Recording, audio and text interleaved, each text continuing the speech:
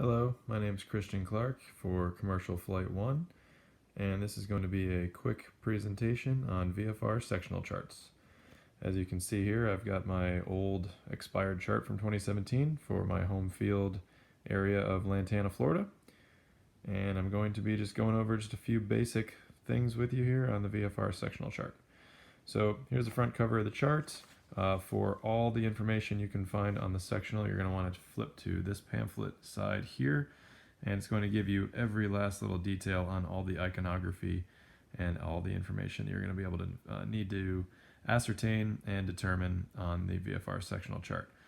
For anything not found in this panel or any other questions you have about the chart, you can refer to your chart supplement for extra information about your various airports and areas. So without further ado, I'll flip over our sectional chart here to my home field area of Lantana, Florida, and we'll just kind of go over a few basics here on just a few things. So starting out here, as you can see right here, we've got Palm Beach County Air Park in Lantana. And what I'm basically going to identify here for you is just a few key bits of information, specifically regarding the airport icon and then the corresponding information for it. So as you can see here, we've got an airport icon here that is magenta. That's basically letting you know right there that it is a non-towered airport. And if you look closely there, you can see a few things here in the icon. Notice the symbol of the triangle here that's in the center. That's going to indicate the direction of runways at your airport. And these tiny little cross hatches here on the icon indicate that you've got fueling available at the airfield as well. The star on top indicates that the airport has a beacon. And if you come over here and let's take a look at the block of information here. And right at the top you see Palm Beach County Park and LNA. That is the identifier for the airfield, LNA. Next line you've got AWOS-3 and then the frequency. That's going to be the frequency for your weather and your airport weather observation system. Third line down, you see some more information here. If you look in closely, you'll see a 14. That's going to be the field elevation of your airport.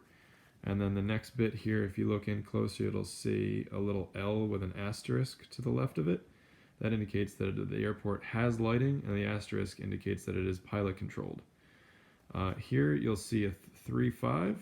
That indicates the length of your longest runway, and they drop the last two zeros, so you got 3,500 feet there for your longest runway at LNA. And then you've got the frequency there next of the CTAF, your Common Traffic Advisory frequency for the airfield. Last but not least, on the last line, indicates that you've got a right pattern. Let's drop down here. We'll look at something else, just another little bit of information on a different airfield. You notice here that you've got the dash blue. That indicates that this is a Delta airspace for Boca Raton. As well as if you were to come on up here to the international airport just north of me, you'll notice that it's got the shaded magenta that indicates Charlie airspace.